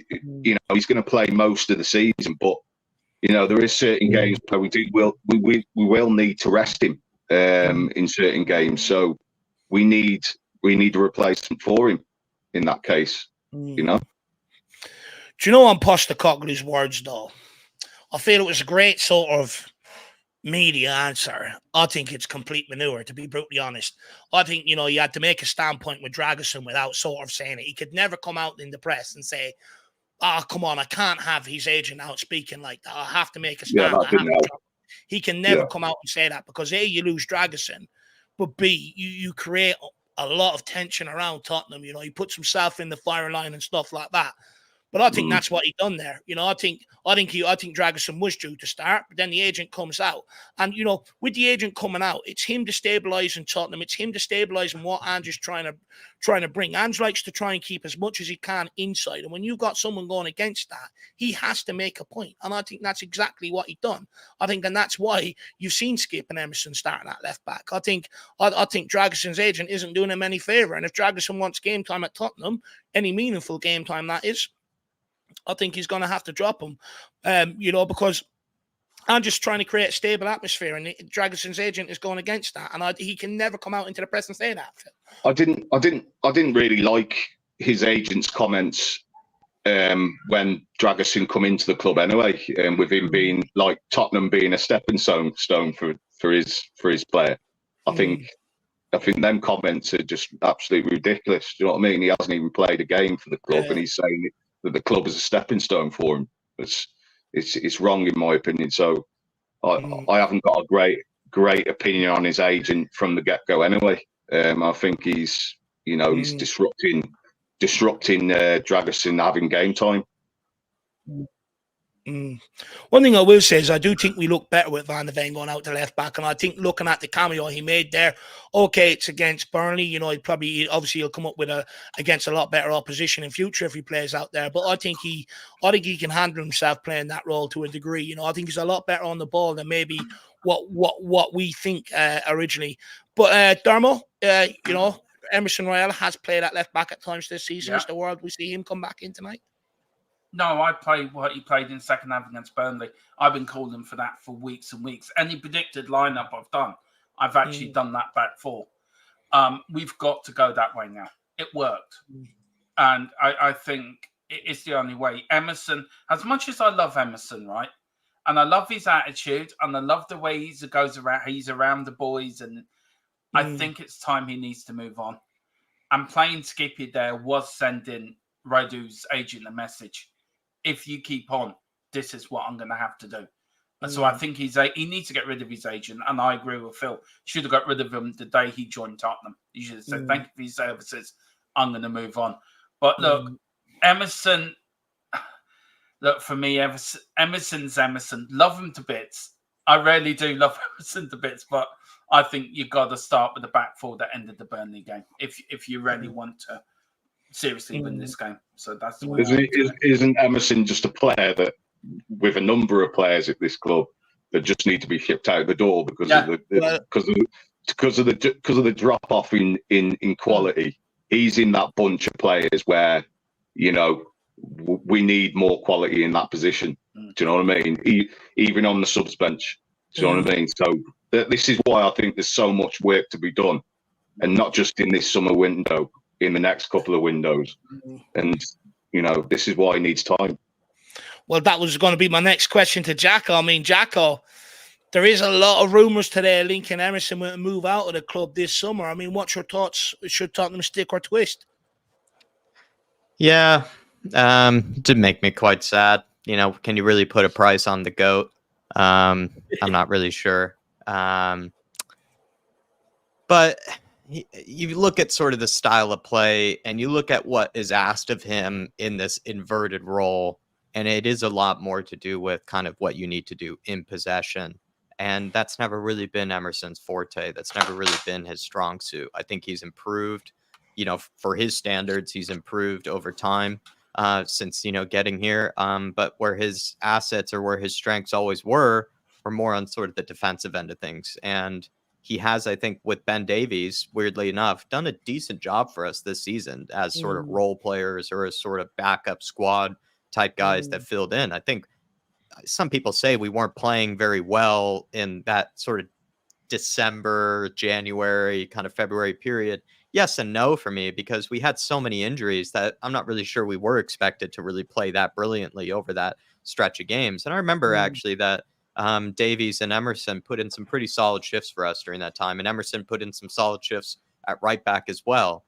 It's just that maybe the time is gone for him. It's just what you need from sort of the inverted right back or even inverted left back is someone who can operate in those half spaces, someone who can play with their back to goal, someone who can operate like a creative player in these areas. And Emerson has never been that sort of guy. I don't think he ever will be that sort of guy. He is better suited towards a system that is more defensive, is more about defending, kind of for your lives, really. I think he would be perfectly suited for like a Diego Simeone or something like that. I think you would get a lot out of him. And we're going to have to maybe move on from the Emmer Goat, Dave, because when you really think about it, he is still very different to someone like Pedro Porro. Yes, that's helped us out this season that he is different from Pedro Porro. But what Ange really wants likely is someone that can deliver something very similar to Porro, maybe have slightly different characteristics, but still deliver something very similar. And I'm not sure if Emerson can ever do that. He can deliver his own special brand of something, but it's not going to be anything close to what Pedro Porro can do. And he has shown that he's very ropey playing, on the other side as well as an inverted fullback. So I think no disrespect to him. And last thing, Dave, easily one of the strongest mentalities that we've seen for maligned players. And we've always spoke about, he just needs some confidence. The fans need to get behind him sort of thing. This guy from the get-go, since he was signed, pretty much had a target on his back from our own fan base. Everybody was making fun of him from the moment that he was signed because he was signed instead of Tomiyasu, the Barcelona, quote unquote, laughing in our face for signing him, that sort of thing. Ever since then, Emerson has actually risen above that, hasn't ever claimed that the fan base was the reason he couldn't ever get going. He's looked at himself physically like he's actually grown twice in size. If you really look at him, he used to be kind of a skinny little twig, and then he came within a year or two, he's absolutely Goretzka, himself, with sort of the weight routines and everything. And fair play to him. Much stronger mentality than Dyer, Sanchez, plenty of those sort of guys that, I think have always been a bit coddled by maybe the fan base during their bad runs and bad stretches of form, where Emerson rose above it, to be fair to him. No, look, I definitely agree with you on the mindset. I mean, that's one thing I've really sort of, bigged up Emerson about is that mindset. When things haven't gone right, he's gone out his way to try and make them right, which I'll always respect for that. I do hear the arguments, could Tottenham upgrade? Of course they could. I hear them 100% in terms of a player that is better going forward and stuff. 100% I agree. Now, I actually think Emerson has had a good campaign when he's asked to fill in on the right or at right-sided centre-back. I think when he's gone out to left-back, I think is where the spotlight is shone on him to a large degree, and he's not a left-back, which I think is a bit unfair to him to a certain degree. But weirdly enough, I don't think Tottenham will look to sell. I think it's all just paper talk, to be brutally honest. I heard this underneath Antonio Conte after his first season, and he was still here past that summer. And I think he will be here next summer. I think, we need to go into the market and go and get a left back for sure, 100%. We also need a number 6. Probably need another cam in here to sort of create competition with James Maddison. We need a striker. We probably need another couple of wingers. I'm not sure they're going to stretch it and add a right back to that list this summer. So I actually think he's going to be kept around personally, just because I don't think we're going to get all the business done in one window. So that's why I think he'll be kept around. That's not me saying he should be kept around. That's just my feeling on it in general, that I think he might be. Let's wait and see what happens on that. But guys, let's get into Bissouma. Of course, he's out with injury for the rest of the season. Højbjerg is expected to leave at the end of the season. Should we try Bentancur or Sarr, or even skip to a degree in that deeper role for the remaining 2 games? Dermo, who do you want to see? I would go in with probably Papa Sarr tonight. Look, for me, Højbjerg is leaving at the end of the season. I love Højbjerg. I'm in the Højbjerg fan club, always have been since day one. But is he going to give you that 100%? probably not. He's not going to want to injure himself. Look, if he wants to move in the summer. So I would probably go for Papa Sarr. He's been exceptional this season for me, Papa Sarr. And Basuma has been as well. He's had off games, but I think generally, if you look over a whole season, Basuma has been very good with Papa Sarr. So I think we need to give him a little bit of credit, Basuma. But for me, Papa Sarr tonight, I think that's the two. Him and Bentancur would start tonight for me. Phil, who would you like to see in that deeper role now Basuma's out? Bentancur and Sarr for me. I think it's unfortunate for Basuma because I think in the last couple of games he's sort of getting back to his best. He's not at his best, but you could see that he was sort of, improving his game a little bit, and it's disruptive for him.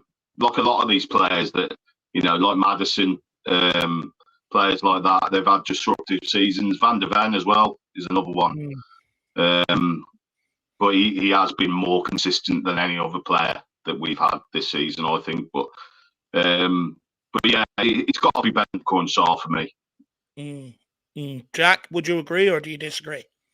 I think Bentancur has to play deeper because he has a bit more of that close control when put under pressure, and that is required. Look at some of the passes that Basuma actually did have to play when being put under pressure, even against Burnley. I think he actually had a pretty tidy game, Basuma, for the most part. And Sarr, bless his heart, maybe that's something that isn't the best part of his game. He has so many strengths to his game that you could say from time to time can have maybe a slightly heavier touch than Bentancur, but again, that's not really much of a criticism because Bentancur probably has some of the closest control of anybody in the whole team. He really has that sort of twinkle toes type of feet at times when he does try to sort of receive it on the half turn and just sort of glides past players, and that's what we see from Basuma in that number 6 role. So Bentancur can try his best to do something similar and has maybe more of a defensive kind of approach. I think Sarr is very good defensively, but Bentancur, we all know, like if he knows he's maybe the last man or if he knows he sees a dangerous attack, I actually trust Bentancur to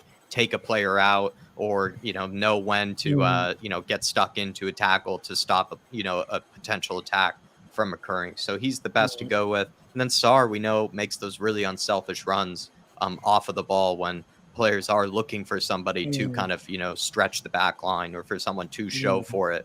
He's usually that guy that is very unselfish that way. And most players in our team, they seem to really like to just ask the ball for feet. They don't really love to always run in behind or kind of stretch the back line. And I think Sarr, that's one of his strengths. He's a very unselfish player that way. And you can't really teach that, or I think you can teach that, but not a lot of players, when they become so good, they all think that they can do it themselves, that they can kind of be the magician with the ball. But you always need a runner. You always need a guy that makes a, run off of it. And Sarr's always been that guy. So keep him higher up the pitch, keep him at a number 8. And then go back with Maddison, Dave. He is someone who needs to hopefully get back into good form. Do you know what? I've been thinking about who I want to see in that role today, the number 6 between now and the end of the season. I would love to see Papa Sarr there. I think he's got the energy and I think he's got the work rate. But not only that, I think he's got the desire to play in that position in terms of the defensive side of it. And I also like when he gets on the ball and he switches play. I think that would be a huge asset in that position. However, I question, can he take the ball under pressure the way someone like Basuma can and evade his man? I'm not quite so sure. When you look at some of the times in midfield, he can get dispossessed in that regard when people get on top of him. So I think we have to go with Bentancur. And plus, I think we should. I'd like to see Bentancur over the last 2 games try and play well and give himself a bit of momentum heading into next season, because I actually feel sorry for him this season. I remember saying at the start of the season, don't expect too much from Bentancur this season. The long injury he's had, and I told people I think there's a chance that he could very well quickly get another injury off the back of it. And that seems to be the case. And it's, you look at the season, it's like, everyone's getting maybe a bit frustrated with Bentancur because he's not quite hit the heights he has as the season before, but his season has been majorly disrupted. So I'd love to see put him in that deeper role. I think when you're talking about him being pressed, I think he does have the ability to be able to evade, that press, and I think that's why he'd probably suit that role a little bit better. But guys, do you think he's got the awareness though, Dave, and the concentration to play in that 6 role? Because being a young, naive, quite player. I don't know if he's suited to that role more than an 8 is.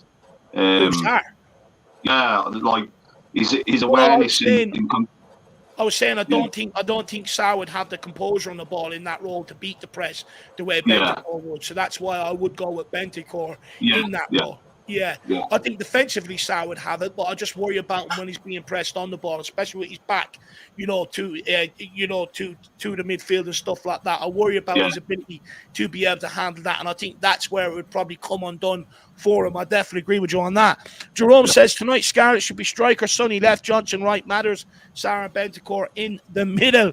I'm presuming you're putting that line out because you want to roll over, or I don't know whether you're being serious, Jerome. I'm not 100% sure.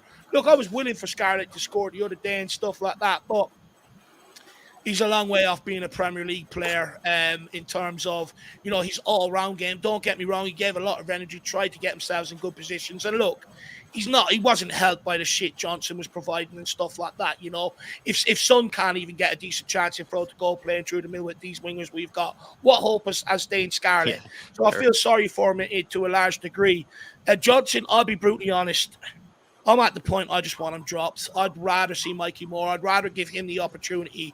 I mean, with the amount of opportunities that Brennan Johnson gets and how wasteful he is, I mean, at one point do you go, okay, I'm gonna gamble on someone else here, and I'm pretty sure Mikey Moore would, at least find one end product out of the amount of chances that Johnson has had over the last 5 to 6 weeks. And I'm at the point I've given up on Johnson, to be brutally honest. I don't think he's ever going to be that big game player, that real match winner in the big moments that we maybe expect him to be. I don't think that's ever in him, and I just don't think.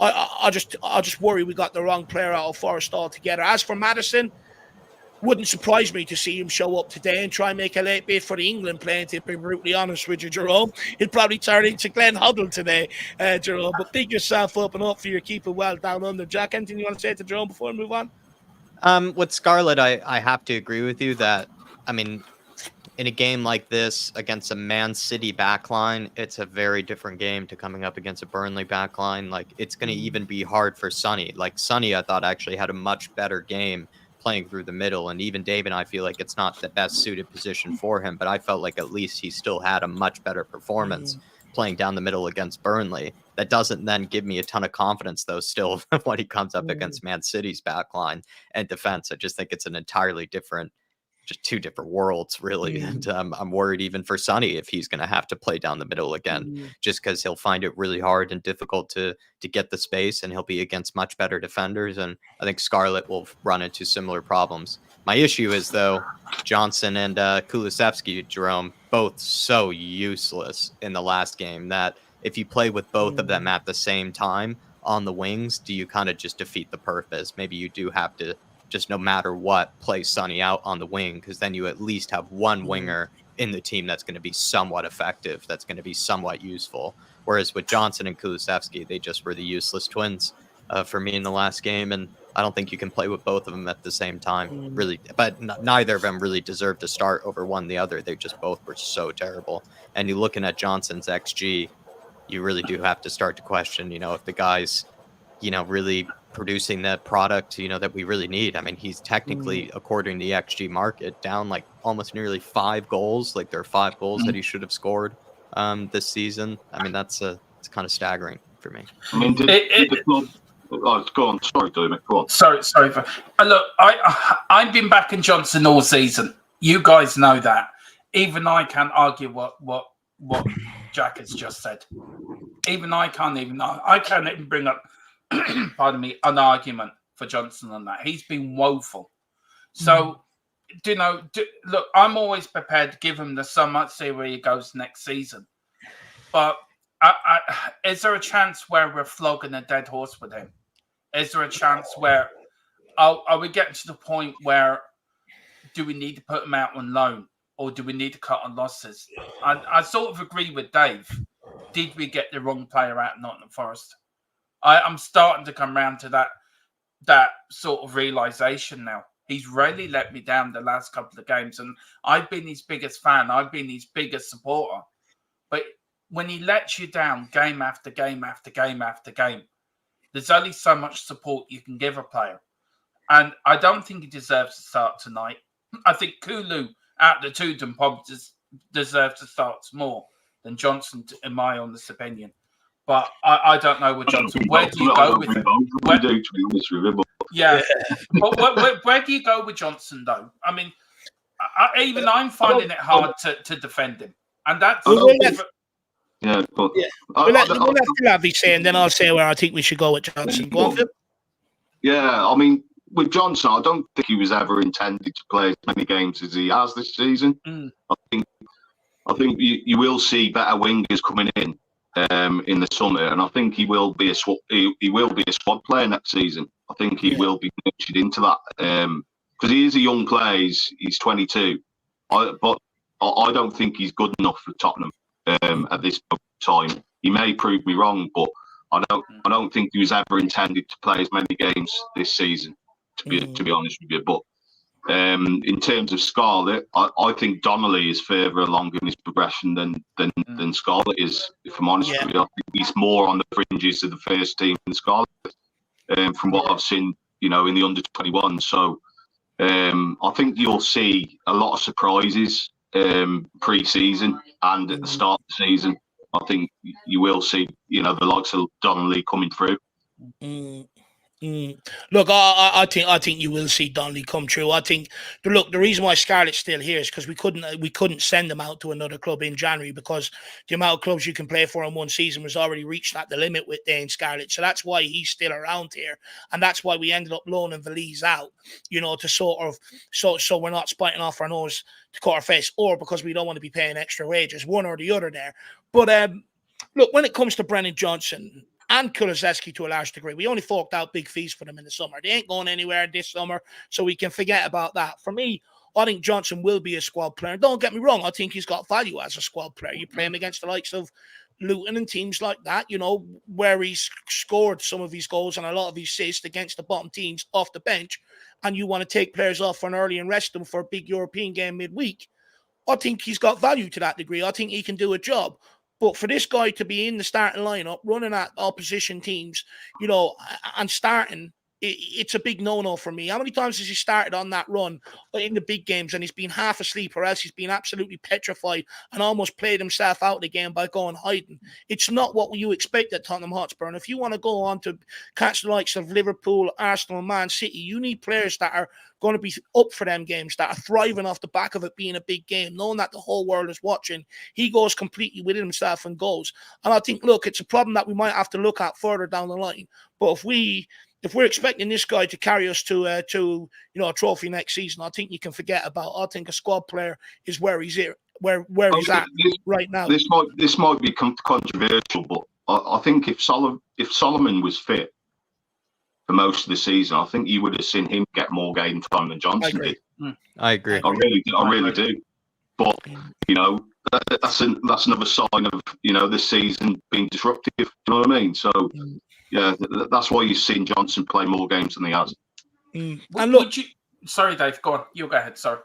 Yeah, it's my show, Darmo. You can ask questions on your show, my man. I'm only messing with you. Go on, ask what you want to say. Would you change? Look, I was thinking when you were saying what you're saying, Dave, and it came into my head. I wonder if Ange will have a change of his position for next season. Maybe he might change him somewhere and might be a bit more effective. I agree with you. He is a squad player. But I did say it that he could be the next Bale. That Bale didn't start well at Tottenham when he first came in. To Harry Redknapp changed his position. Is it about changing his position might unlock? I know you're shaking your head, but I'm just putting it out there. I hear you. But this is a big part at Tottenham Hotspur. We buy them in for one position. They don't work out. We go, we're short here. You can fill in there. And it never works out for the player in the long run. It actually puts them more under the mic, under more scrutiny, and puts more pressure on them. For me, look, with the Gareth Bale, that's really the one time it's only worked out. And we can't cling on to that. Ben Davies from left back to left centre back, that hasn't worked out. Dyer from centre mid to centre back, that hasn't worked out. Sonny from left wing to a striker to a degree, it's worked out, but is it a long-term solution? No. Gareth Bale is the one that we cling on to, but I can give you twice as many, if not triple as many, ones where it hasn't worked out. We brought Brennan Johnson in here to be a winger. If you're not providing after a season or two, out you go. We have to develop that ruthless streak. We can't keep repurposing players. And plus, the reason why Gareth Bale is different, you've moved him from a fullback to a winger. Where do you move Johnson to? He's already up front. You're not going to put him to fullback and expect him to start defending. The guy hates tracking back, so he's never going to be a fullback. No, I know that. He doesn't have the strength to play midfield. He played up front against Liverpool. He was absolutely atrocious. So he played a while up front against Liverpool and didn't do anything. So for me, I struggle to see where you repurpose him. We've tried him on the left. We've tried him on the right. We keep yielding the same results. So for me, I think that's a huge part of the problem at Tottenham. What I will say is, I don't think Johnson and Kulu have been helped to a degree when Son plays up front, because Son's not a guy where they can continuously whip balls into and stuff like that. You almost have to score the perfect goal. You almost have to play it through everybody in that tight space in the box to really yield a chance. I think if we did have a proper striker, I think you would see their numbers being a bit more improved and we'd be having the same sort of conversations. I'm not quite so sure. So I want to wait till the summer, wait till we bring in a proper number 9 and see whether they would improve. I would think Kulu's stats will improve. I think Kulu, the way he plays, the way he wants to cut in and put them balls towards the back post and stuff, I think he would actually be helped by having a proper number 9.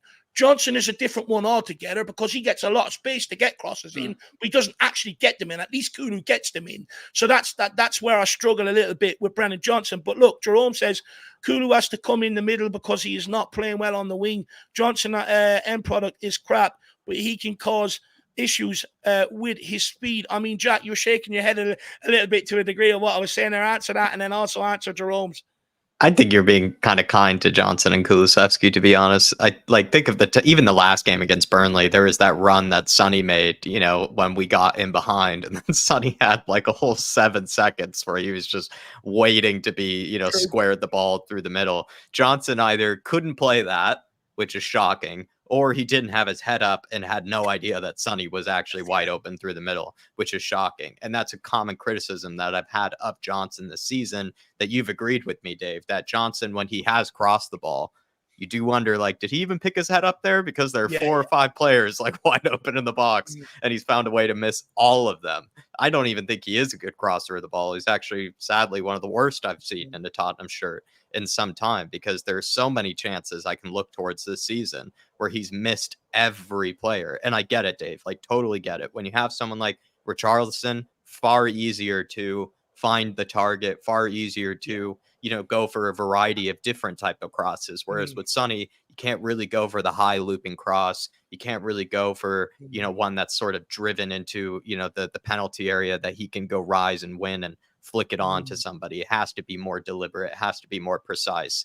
But there have been some ones where you didn't even need to be that precise. You didn't even need to be that, kind of that quality, and he's missed them. Kulusevski, I think, as well. I agree with you that Kulusevski probably has had better, sort of chances created than Johnson has in those areas. But my biggest gripe with Kulusevski is he does a good job getting us into the final third, getting us to the right areas. But then from there, when it is the final click, the final opportunity, whether it be the pass, whether it be the shot, he is also just equally useless with getting it wrong this season. And that's where I do kind of shake my head a little bit with you, where I think both of them have just been, there have been times where I'm like, how are you getting this wrong, really? As a footballer. And I find that hard to find excuses for. I do understand with the Johnson speed. If Johnson improves and works a lot on his game over the summer, he has a lot of attributes to his game that could make him an effective winger, because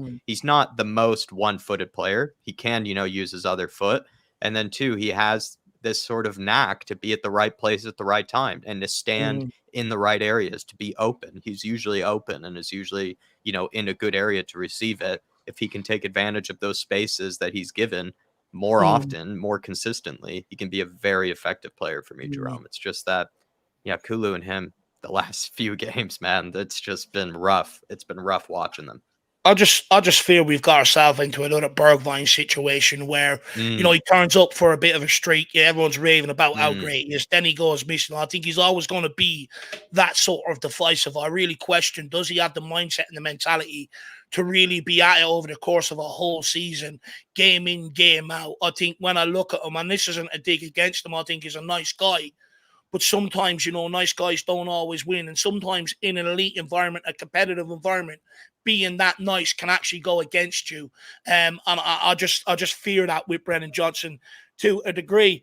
But look, guys, I do think this is all we've got time for. I do have to head across to We Are Tottenham TV and do the build up there. Jack also has to go and get the watch along ready. So we will be back here at 7:30 for that watch along. So make sure you come and join us. Some of the other questions maybe we had on the finishing and stuff like that, we might address earlier on in the watch along to give us some talking points to get through till kickoff. But look, we'll go around, get the score predictions. Jack, what's your score prediction for today? I have a feeling Spurs will score and cause anybody that maybe does want us to lose some sort of kind of nerves of some sort. I'm going to go 3-1. 3-1. To Spurs? To Man City. First time I predicted a loss, sadly, this season. Like I said, I'm not going to be really celebrating a Man City goal. I can't go that far. But, you know, I'll probably give it an ironic way or something like that, I think, if it does go in. But, yeah, 3-1 to Man City. They will, even if we try our best, even if we play our best, they are still very much a better team than us. So they should still beat us. And also, Jerome, big up for the support, my man. Really do appreciate it. Hopefully you enjoyed that conversation, and it's good conversation to get sparked, Jerome. Big yourself up. Look, my score prediction, I still can't predict Tottenham to lose. I'm going to go 2-1 Tottenham, but I won't be disheartened if that's not the scoreline. I won't celebrate if City score goals, but am I going to be crying tears into my dinner tonight? No, I'm not. So that's where I'm at. Phil, what's your score prediction, my man? I'm going to go with a 3-1 City. 3-1 City. I think we'll score as well first. I think we'll score the first goal, and I think we'll have heart in mouth.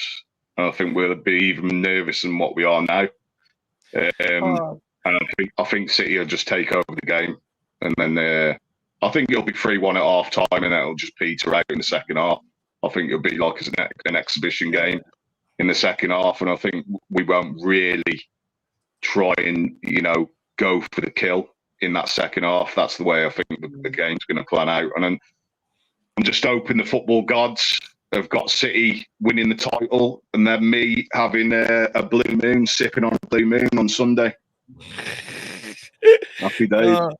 I tell you, if Spurs do score first, everyone's stream is going to descend into chaos because everyone's going to have mixed feelings about it. It's going to be absolutely bonkers if that happens. I think that's what we do, though, Dave. I think that's how they you know, sort of get us fans. Do you know what I mean? Going, do you know what I mean? You know, nervous wise, you know. So I think that's how the game's going to play out. We're going to score first. It's going to be chaos. It's going to be chaos tonight. It's going to be, I'm looking forward to it in a weird way. Hotspur Hippie's gone with 6-0 to Spurs. I mean, Dermot, can you beat that today? What's your score prediction? I'm actually with you, Dave. 2-1. I'm going for 2-1 Spurs win. That would get us our fifth place in the league and go to Sheffield United on Sunday, and hopefully Palace do us a favour and get us Champions League. So yeah.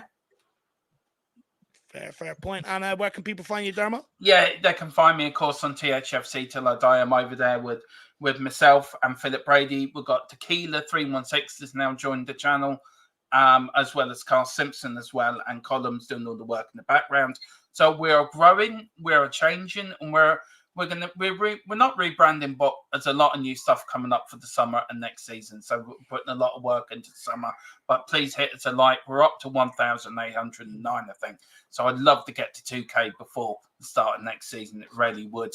Appreciate it, guys. So yeah, hit a like and spice and do it here as well. And also the Hotspur Hippie as well. So, well, come on, you Spurs, we can win tonight. Don't listen to all these other fans that want us to lose. We're gonna win. Get behind the boys. Oh, the old lad. By the way, get over and do check out Dermot's channel. The old lad's gone with a 5-1 to the Spurs. He's gone with a Dragosin hat trick. Come on, you Spurs. I love your old fella. He's got the right attitude. Your old man's got the right attitude. Fair play to him, Mr. Harris. I love him. You want to see him when we lose? Tell me he's got the right attitude, Dermo. You know, he panics. Is he like you, Dave? Is he like you?